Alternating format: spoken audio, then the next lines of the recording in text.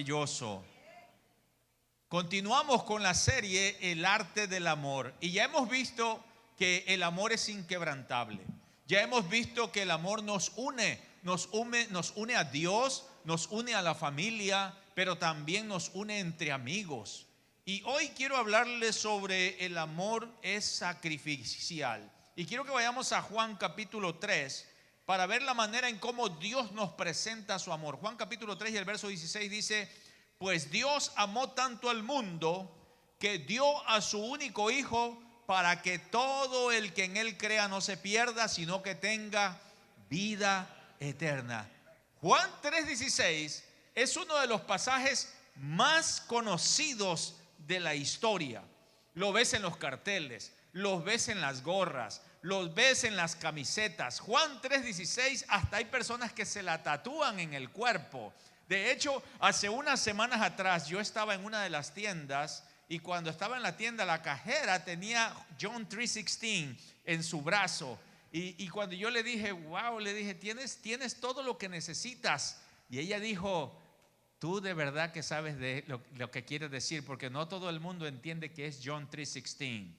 Entonces, Juan 3:16 es un pasaje conocido, casi medio mundo lo conoce. Pero la realidad es que aunque es un pasaje conocido, las personas no entienden el significado. Y para entenderlo nosotros tenemos que ir, como quien dice, a entender el contexto.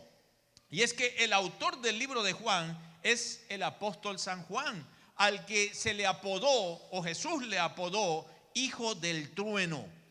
Ese decirle hijo del trueno no era que le estaba diciendo que era alguien espiritual. Lo que pasaba con Juan es que era un hombre con un temperamento explosivo y vengativo. De hecho, si usted ve en la historia de Juan, Juan fue el que le dijo al Señor: Señor, ¿quieres que oremos para que descienda fuego del cielo y queme a estos samaritanos que no nos abrieron la puerta para predicarles? Jesús dijo: espérate, ¿qué estás pidiendo? Hay algunas oraciones así: Señor, ya llévatelo de una vez. Llévatelo ya, que se vaya al cielo o al infierno, donde quiera. Hay oraciones así, hay gente que ora así, o sea, que tiene el corazón dañado. Pues Juan era un hombre vengativo, era un hombre, diríamos, que tenía un temperamento explosivo, pero él llega a llamarse, o lo llegan a conocer en toda la Biblia, como el discípulo del amor. Todo lo que tiene que ver con el amor. Cuando tú ves a Juan, está el apóstol San Juan, el evangelio según San Juan, y luego está la primera carta de Juan, la segunda carta de Juan, la tercera carta de Juan. Todo lo que Juan te habla es acerca del amor. De hecho, él describe que Dios es amor. Él es la persona, o sea, este hombre, una persona que, pero tú dices, pero ¿cómo es posible que un hombre tan explosivo, cómo es posible que un hombre tan vengativo sea conocido como el hombre que dice la Biblia que se le llamaba como el que Jesús amaba, el hombre del amor? Y es que eso solamente lo puede hacer Dios. Solo Dios puede transformar el corazón de una persona para que logre amar. Y no estamos hablando de cualquier amor, estamos hablando del amor sacrificial, también conocido como el amor ágape. Y es que los griegos usaban 4 palabras para referirse al amor. Uno es el amor eros, que es el amor de pareja, el amor de enamorado. Luego está el amor storge, que es el amor de familia. Es el amor del cual se habla cuando los padres aman a los hijos o los hijos a los padres. Y luego está el amor fileo, que es el amor de amistad, el amor de fraternidad, que es la mayoría de los que estamos aquí tenemos amor fileo.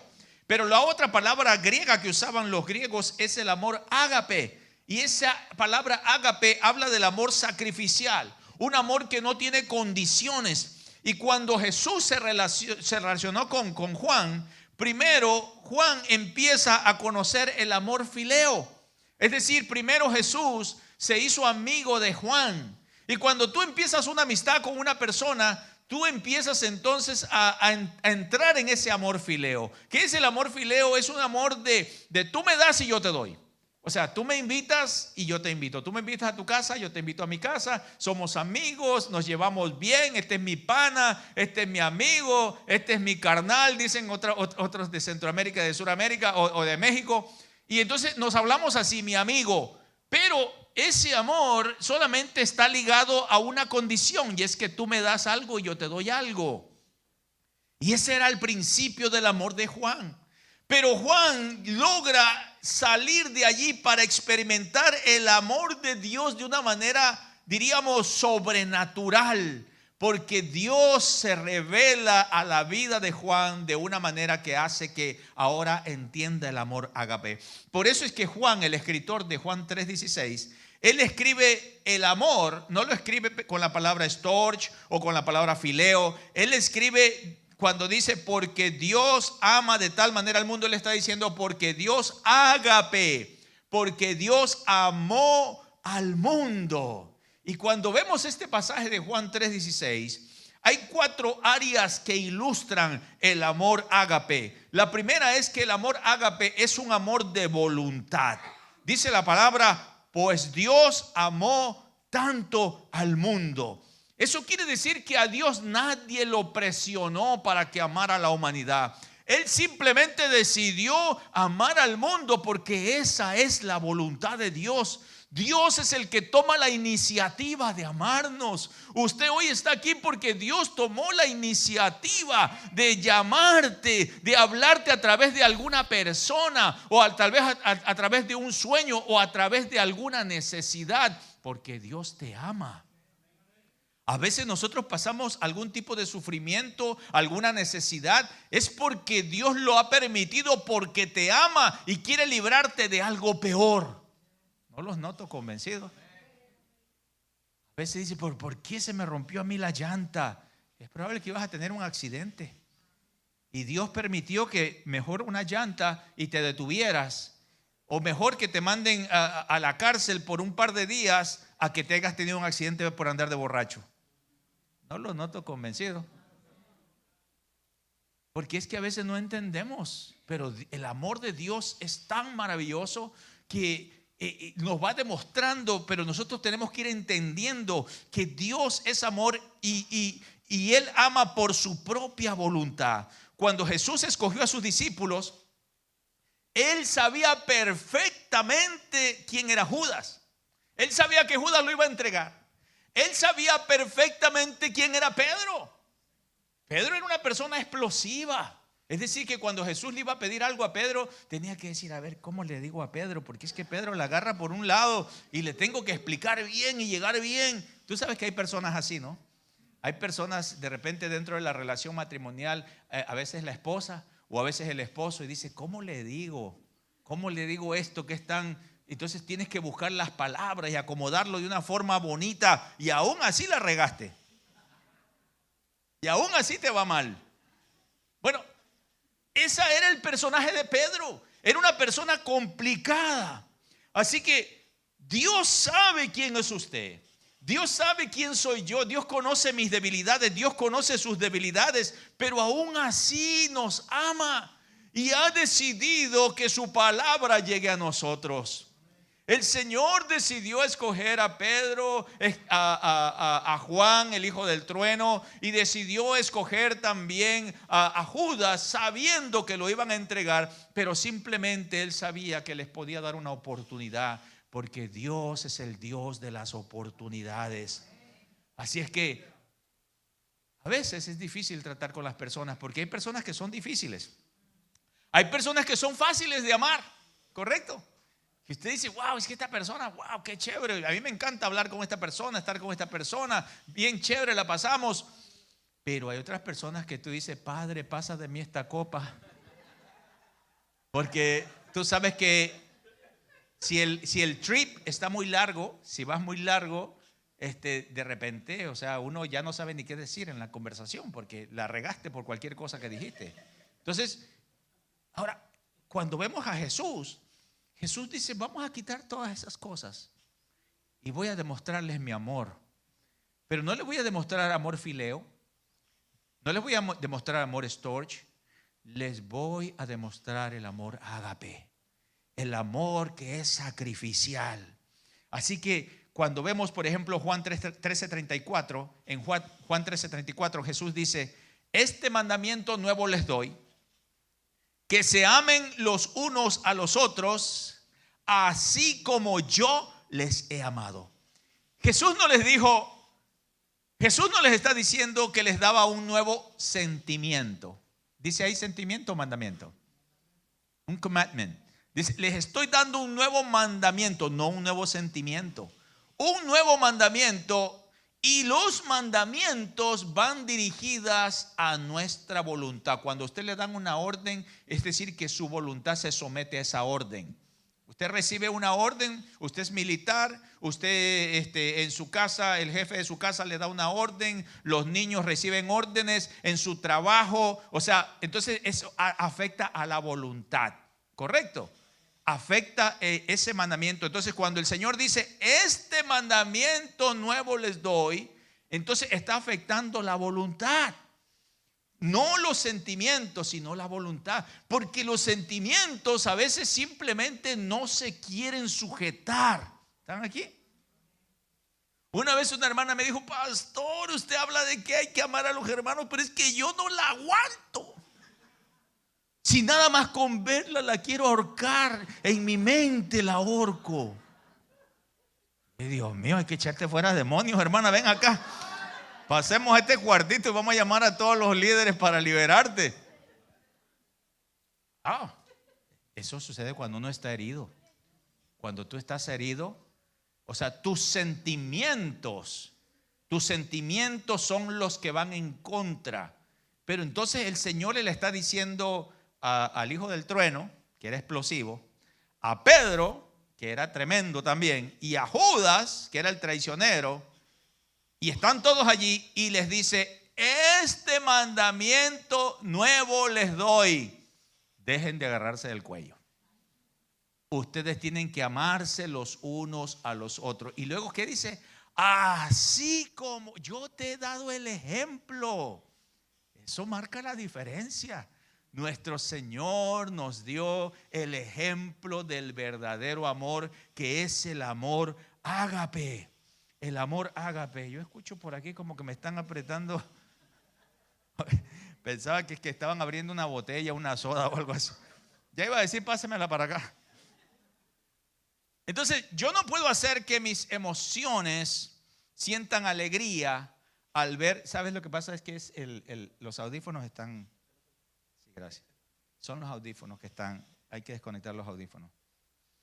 Entonces, yo no puedo hacer que mis emociones sientan alegría al ver la persona que nos cae mal. Eso yo no lo puedo hacer. Pero lo que sí puedo es controlar mis sentimientos. Porque mire, ¿cuántas personas no han ahorcado gente en su mente? ¿Usted no ha ahorcado a alguien en su mente? ¿Cuánto cuando usted va manejando? Hay algunos que van manejando y van diciéndole como que si lo está escuchando el que está en el otro lado. Oye, pero quítate. Y esa persona ni te escucha. Tú vas solo ahí hablando. ¿Cuántas veces hemos ahorcado gente en nuestra mente? ¿A cuántos pastores no has ahorcado? Ese pastor de seguro ya le fueron a contar, por eso está predicando de eso. No los noto convencidos. Entonces, yo no puedo, o sea, los sentimientos fluyen, flotan, ¿correcto? Porque así son los sentimientos. Pero el Señor nos está diciendo, yo les estoy dando un nuevo mandamiento. No les estoy dando un sentimiento, les estoy dando un nuevo mandamiento. Y les da una orden. El mandamiento es una orden. Eso quiere decir que amar es un mandamiento, es una orden. Eso quiere decir que yo puedo amar aun cuando no lo sienta. Wow, eso está brutal, dicen los puertorriqueños. O sea, yo puedo amar aun cuando no sienta hacerlo. Y de hecho, el contexto de este pasaje, yo le animo a que lo lea en su casa, el contexto de este pasaje de Juan 3. De Juan 13. El contexto de este pasaje de Juan 13 es cuando Jesús estaba en la última cena. Y en la última cena estaban los discípulos, estaba Pedro que lo iba a negar ¿cuántas veces? Estaba Pedro que lo iba a negar 3 veces. El Señor lo sabía. De hecho, Él le dijo, tú me vas a negar esta noche antes que cante el gallo 3 veces. Estaba Judas que lo iba a entregar, que ya había hecho todos los trámites para traicionarlo. Y estaban todos los demás discípulos que iban a salir corriendo y lo iban a abandonar. Ahora, si usted va a una reunión y usted sabe que la persona que está allí ha hablado mal de usted, y usted sabe que la persona que está allí te va a colgar, ya te tiene empapelado, y que luego llegas y te da un abrazo y un beso y te dice, qué gusto verte. Wow, toda la semana he pensado en ti. Y usted sabe que usted leyó todos los textos. Porque usted puede ver, diríamos, en sus pensamientos, plin, plin, plin, plin, plin, plin, todo. Te odio, I hate you. What are you doing here? ¿Qué estás haciendo aquí?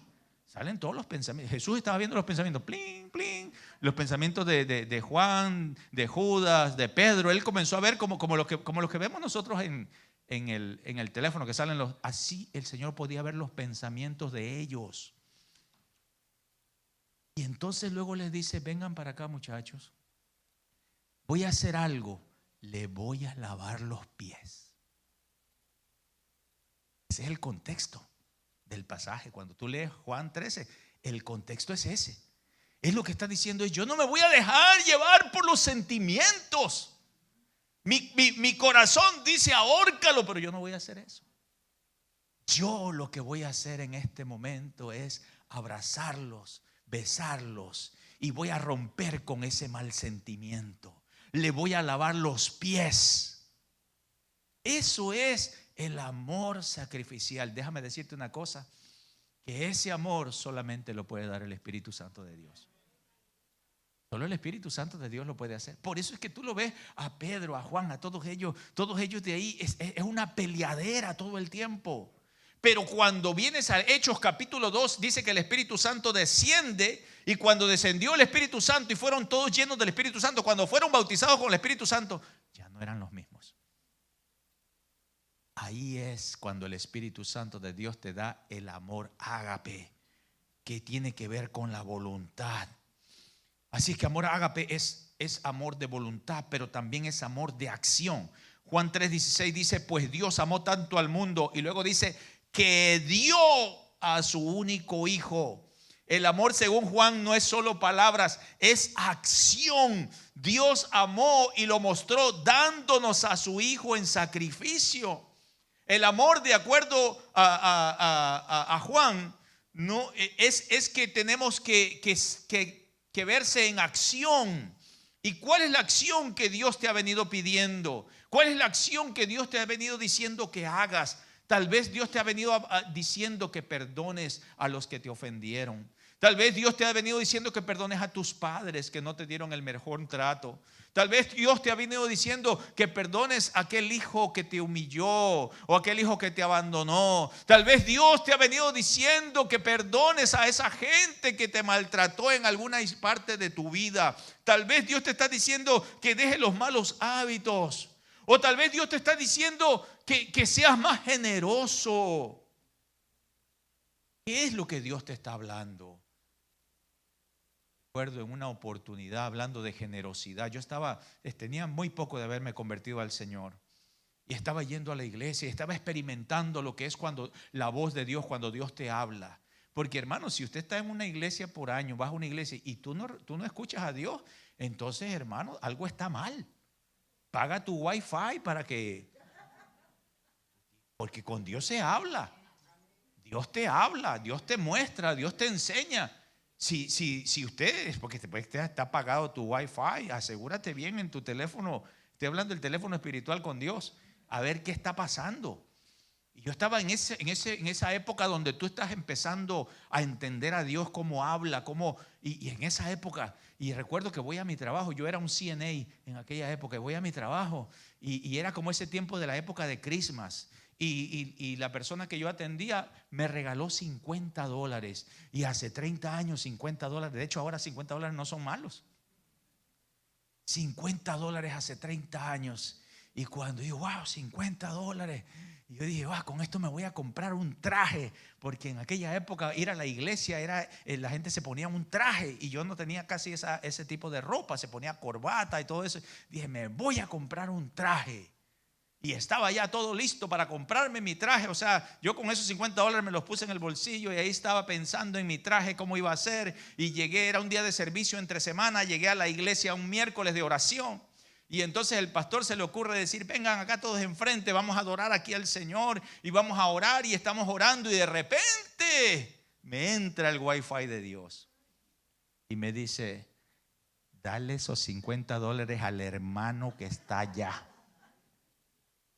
Y yo estoy así, todo el mundo está así adorando, alabando a Dios, y yo estoy así, ¿qué? Le dije, no, eso fue un pensamiento. Y seguí. Te alabo, Señor, te adoro, te exalto. Gracias, y dale esos $50 al hermano que está allá. Le dije, fuera en el nombre de Jesús. No puede ser. Y esa voz empezó a retumbar. No es una voz audible, no es una voz audible, es una voz interna. Es una voz interna. Y eso estaba ahí. Y yo pensaba en mi traje, a Dios. Y voy con el hermano. Y entonces ya el pastor dice que ya pues que se saluden, que se abracen. Y voy donde ese hermano y le doy un abrazo y le doy mis $50. Se lo doy ahí. Se lo di en la mano, lo abracé. Y el hombre se quedó como que. Después, el hombre me dijo, hermano, yo estaba en una tremenda necesidad. Yo no sé cómo tú sabías eso. Yo he perdido mi trabajo ya hace buen tiempo. Yo era un cristiano nuevo que estaba llegando a la iglesia. Yo estaba empezando apenas mi vida cristiana. ¿Cómo tú sabías? Dice, yo necesitaba, dice, y yo le dije a Dios que él empezó con esos $50, empezó una empresa. Con $50 de cleaning, de limpieza. Él fue y rentó una máquina máquinas para lavar carpeta. Y ese se convirtió en su negocio de él. Con $50 que yo lo iba a gastar en un traje. Adiós, mundo cruel. A veces Dios te está pidiendo algo y simplemente no quieres. Entonces, ¿qué es lo que Dios te está pidiendo? Tal vez te está pidiendo que suelte los ídolos modernos que se han convertido en una prioridad en tu vida. Dios tal vez te está diciendo, suelta eso. Cuando vemos en la Biblia, Dios prueba el amor de Abraham pidiéndole que sacrifique a su único hijo. Era su único hijo. Cuando vemos Abraham tiene alrededor de casi 100 años esperando que llegue el hijo. Y cuando le llega el hijo, le ponen por nombre Isaac, que quiere decir sonrisa. O sea que después de tanta tristeza y tanta soledad le llegó la alegría. Y llega el hijo y él empieza a dedicarle todo su tiempo, porque ahora ya era como un tatarabuelo para ese hijo. Y empieza a pasar el tiempo con él. Y de repente empezaban los servicios y el Señor estaba ahí en la iglesia esperando a Abraham. ¿Y dónde anda Abraham? Se fue de pesca con Isaac. Allá anda de pesca. Oye, ¿será que ya Abraham ya no me quiere porque ya no viene a buscarme? Ya no andaba. ¿De dónde anda? No, que se fue para allá con Isaac, allá a los parques de Orlando. ¿Y dónde está Abraham? Y pasó el tiempo y Abraham estaba entretenido con el muchacho. Y entonces el Señor le dice, ¿sabes qué, Abraham? Entrégame a tu hijo en sacrificio.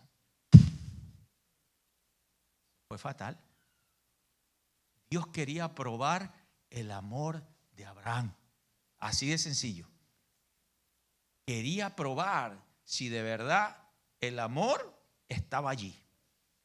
Ahora, ahí no solamente probado el amor, es probada la fe. Pero una fe poderosa que se extiende y un amor que solamente podía tener una persona así con Dios. Dice la Biblia que él se levantó muy temprano en la mañana y recogió su asno, recogió la leña y le dijo a su hijo, vámonos. Y se fueron a la montaña. Y cuando van llegando, el hijo le dice, papá, aquí veo la leña, aquí veo el fuego. Y él corderito. ¿Dónde está el sacrificio? Se te olvidó el sacrificio. Y él le dijo, no te preocupes, hijo, Dios proveerá. Ahí actúa la fe. Dios va a hacer algo. Hermano, yo no sé qué estás pasando ahora. Tal vez tú estás a punto de ser sacrificado con tus documentos de inmigración, o tal vez tienes un familiar enfermo, o tienes una sentencia de muerte. Dios proveerá. Dios puede obrar. Para Dios no hay nada imposible. Él es el Dios de lo imposible. Tú tienes que creer en Dios, que Él hará lo mejor dentro de, no exactamente para ti, pero dentro de los planes que Él tiene para tu vida, que a veces no parecen ser tan lo que tú quieres, tu Hollywood o tu vida que tú estás pensando en tu mente, pero que dentro de los planes de Dios es mucho más beneficioso a la larga para ti. Entonces, a la larga, él llega y entonces cuando ya él va a matar al muchacho, lo amarró, y cuando él ya lo va a matar, entonces el Señor le dice, detente, Abraham, porque ya sé ahora que tú me amas.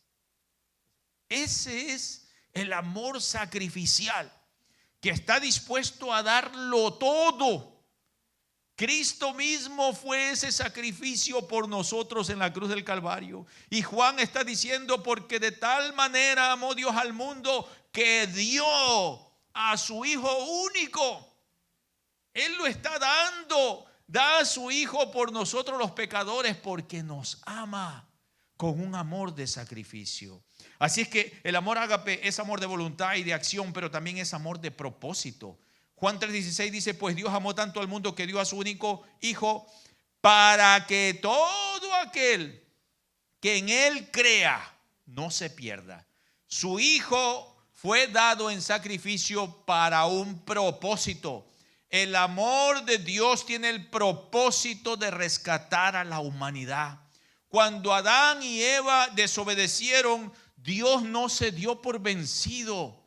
Dios creó un plan, porque después dice la Biblia que la paga del pecado es muerte. Dios le dijo, si ustedes desobedecen, ustedes van a morir, y van a morir eternamente.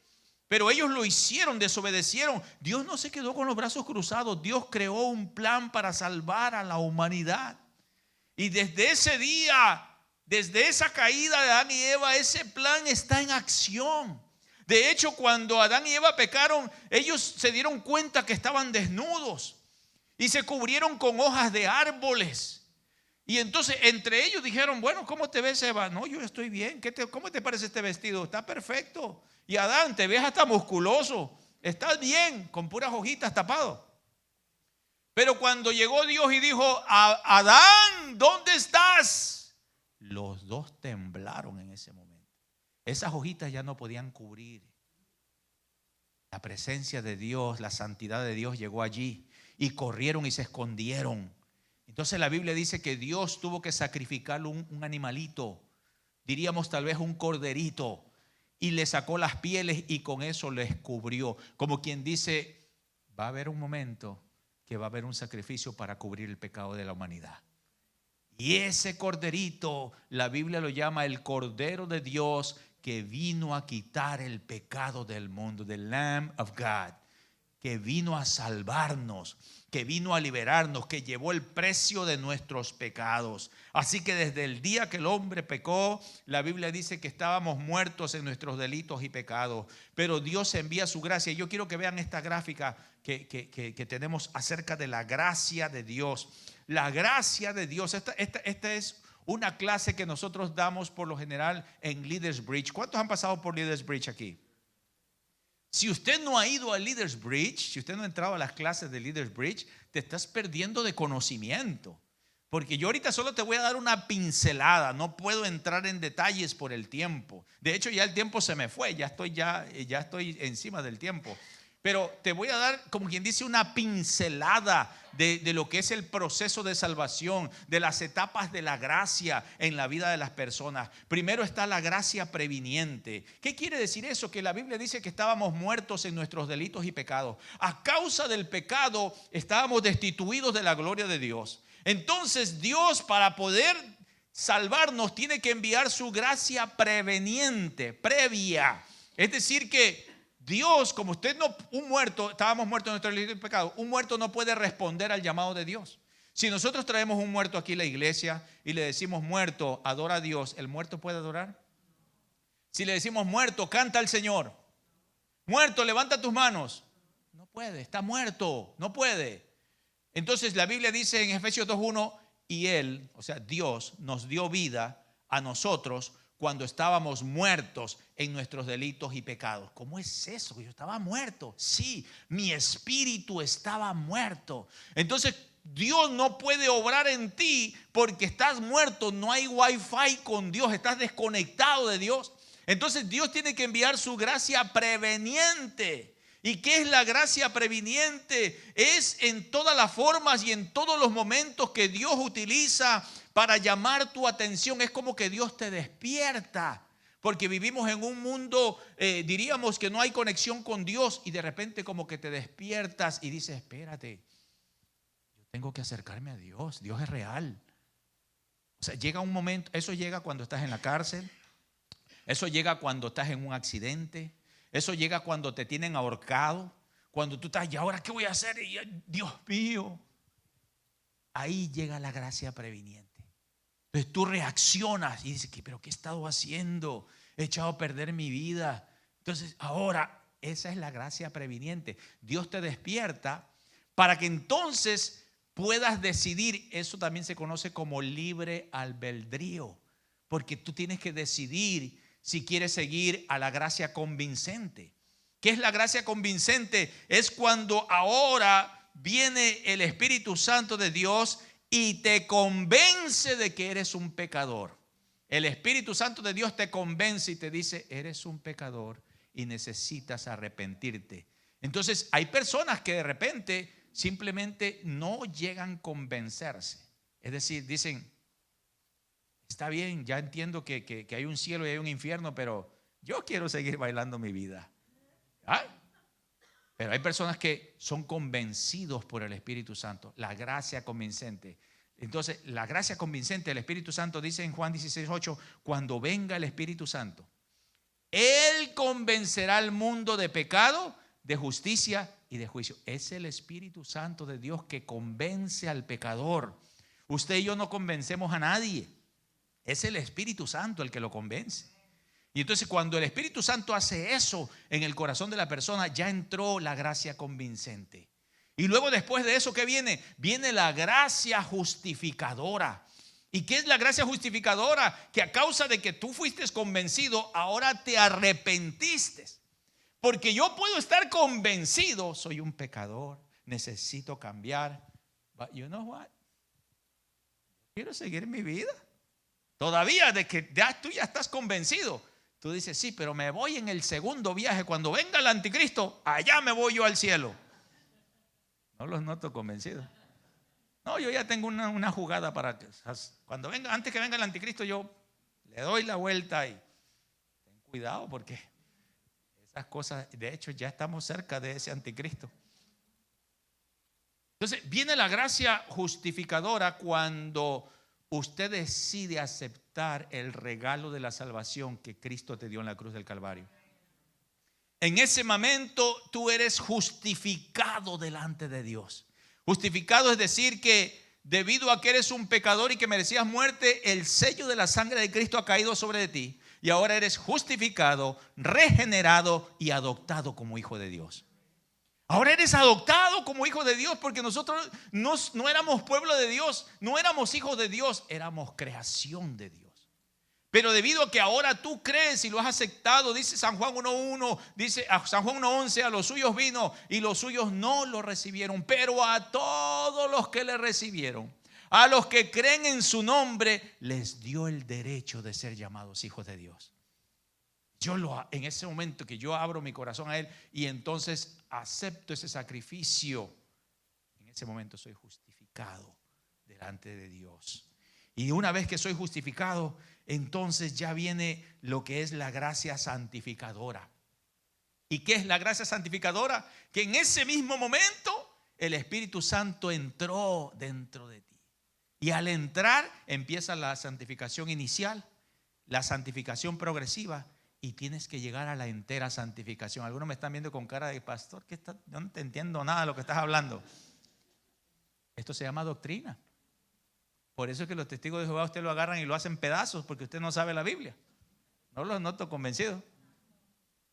Así que discipulado y Leaders Bridge, métase allí y aprenda la palabra. Y usted recibe material también.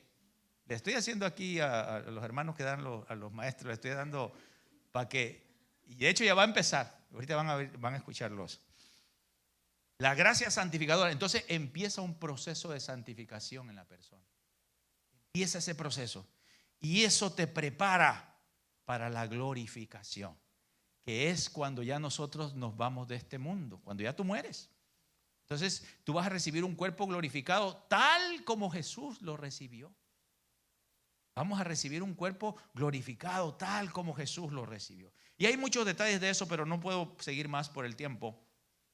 Pero quiero terminar por último que el amor ágape es amor de propósito, amor de voluntad y de acción, pero también es amor de recompensa. Dice Juan 3:16, pues Dios amó tanto al mundo que dio a su Hijo único para que todo aquel que en él crea no se pierda, sino que tenga ¿qué? Entonces Juan dice que el amor ágape es la recompensa de recibir la vida eterna. Para la mayoría de las personas piensan que la vida eterna es llegar a un paraíso donde ya seremos jubilados por siempre. O sea, eso llegamos a pensar, bueno, la vida eterna. Pero la realidad es que la vida eterna es comunión restaurada. La vida eterna es llegar otra vez a lo que sucedió con Adán y Eva. Adán y Eva tenían comunión con el Señor y se rompió esa comunión.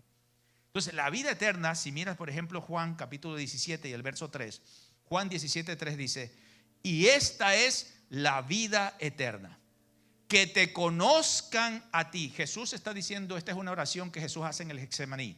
Juan 17:3, y esta es la vida eterna, dice Jesús, que te conozcan a ti, le dice al Padre, al único Dios verdadero, y a Jesucristo a quien tú has enviado.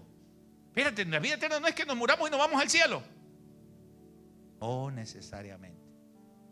La vida eterna, dice Juan, el teólogo Juan está diciendo, la vida eterna es que le conozcan al Padre, al único Dios verdadero, y a Jesucristo quien fue enviado. Y eso no es allá arriba. Eso empieza aquí. Aquí, cuando tú te entregas a Jesucristo, la palabra conocer la vas a encontrar en la Biblia en diferentes lugares. Es de la palabra ginosco y se refiere a un conocimiento de relación íntima y de una experiencia íntima, en este caso con Dios. La vida eterna consiste en experimentar a Dios de una manera relacional.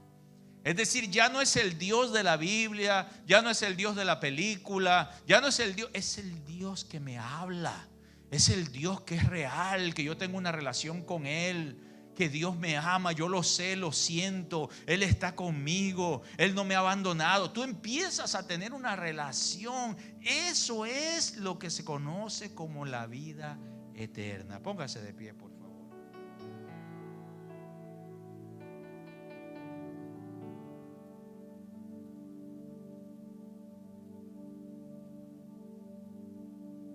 Cuando vemos al apóstol Juan, él fue una persona explosiva y va conociendo el amor de Dios en diferentes formas. Juan fue el que vio la gloria de Dios cuando Jesús cuando su rostro y su cuerpo se transfiguró.